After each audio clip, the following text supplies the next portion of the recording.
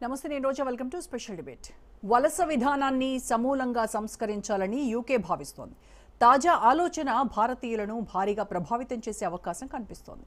గత ప్రభుత్వం రికార్డు స్థాయిలో వలసలను ఆమోదించడంతో 2030 నాటికి 16 లక్షల మంది వలసదారులు ఇంగ్లాండ్లో పౌరసత్వాన్ని పొందేందుకు అర్హులు కాబోతున్న తరుణంలో ఈ చర్యను కట్టడి చేసేందుకు యూకే కొత్త చట్టాన్ని తేవాలని చూస్తోంది. తాజాగా యూకే సర్కార్ కొత్త చట్టాన్ని తెచ్చి కొత్తగా స్థిర నివాసాన్ని పొందేవారు కీలక నిబంధనలను పాటించాల్సి ఉంటుందని నిర్ణయించింది. ప్రభుత్వ నిర్ణయం భారతీయులను, ముఖ్యంగా తెలుగువారిపై ఎక్కువగా ప్రభావం చూపనుంది.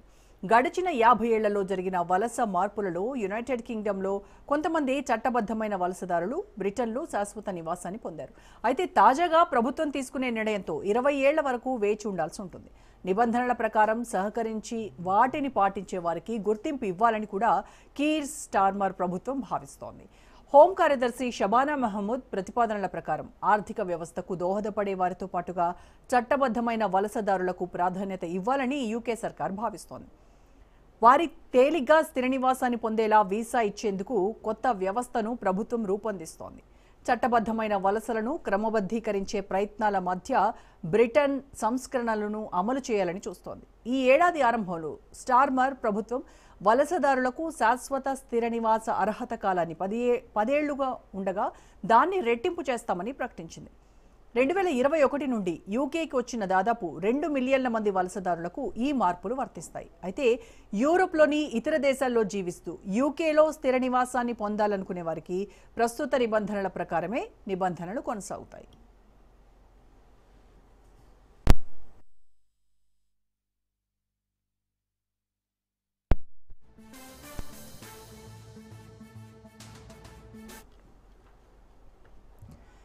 రెండు 2022-24 మధ్య ఆరోగ్య సామాజిక సంరక్షణ వీసాలపై వచ్చిన 6,16,000 మంది వ్యక్తులు, వాళ్లపై ఆధారపడిన వాళ్ళు అంటే తక్కువ జీతం సంపాదించేటువంటి కార్మికులు 15 ఏళ్ల ప్రాథమిక నిబంధనకు లోబడి ఉంటారని ప్రభుత్వం పేర్కొంది.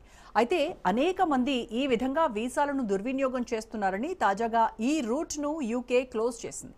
అదేవిధంగా వ్యవస్థను దోపిడీ చేసే వలసదారులకు జరిమానాలు విధిస్తామని, ఇలాంటి వారి వల్ల 20 ఏళ్లుగా నివసిస్తూ సెటిల్మెంట్ కోసం చూసేవారు నిరీక్షణ ఎదుర్కోవాల్సి వస్తోందని ప్రభుత్వ వర్గాలు చెబుతున్నాయి.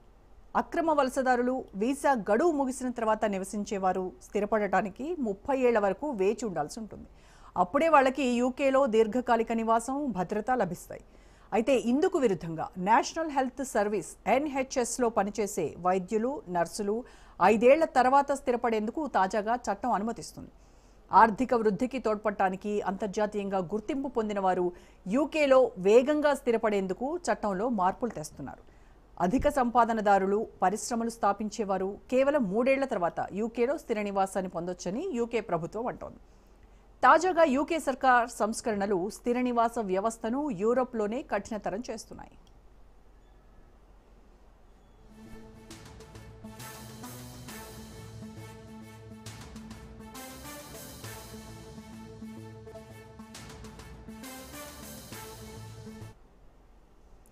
ప్రస్తుతం ఉన్నట్లుగా వలసదారులు సెటిల్మెంట్ మంజూరు చేసిన వెంటనే కాకుండా బ్రిటిష్ పౌరులుగా మారిన తర్వాతే ప్రయోజనాలు, సామాజిక గృహాలు పొందేందుకు అర్హులవుతారని కొత్త ప్రతిపాదన చెబుతోంది. మునుపటి ప్రభుత్వంలో రికార్డు స్థాయిలో 16 లక్షల మంది వలసదారులు 2030 నాటికి స్థిర నివాసానికి అర్హులయ్యేవారు. కానీ ప్రభుత్వం తాజాగా తీసుకొస్తున్న సవరణలతో భారతీయ వలసదారులతో సహా పలువురు వలసదారులు ప్రభావితం కానున్నారు.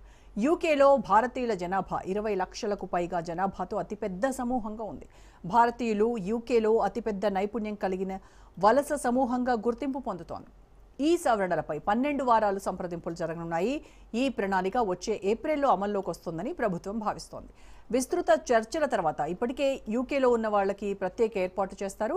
అయితే కొత్త నియమాలు అమల్లోకి వచ్చిన తర్వాత ఇంకా పరిష్కారం దొరకని వారి కోసం ప్రత్యేక వ్యవస్థ ద్వారా సహకారం అందిస్తారు. సంస్కరణలు బ్రిటిష్ ప్రజలకు న్యాయమైన వలస వ్యవస్థను నిర్మిస్తాయని, అదే సమయంలో దేశంలో తమ జీవితాలను సంపాదించుకున్న యూకే ఆర్థిక వ్యవస్థ, ప్రజా సేవకులకు సముచిత గౌరవం ఉంటుందని యూకే అంటోంది. దేశంలో శాశ్వతంగా స్థిరపడడం హక్కు కాదని, దీనిని నిబంధనలను పాటించి సంపాదించుకోవాలని హోంశాఖ మంత్రి షబానా మహమూద్ అన్నారు.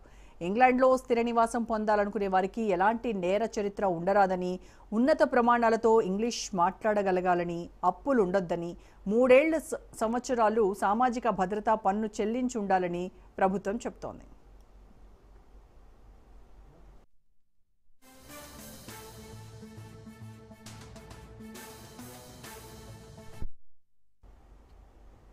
దీనికి సంబంధించి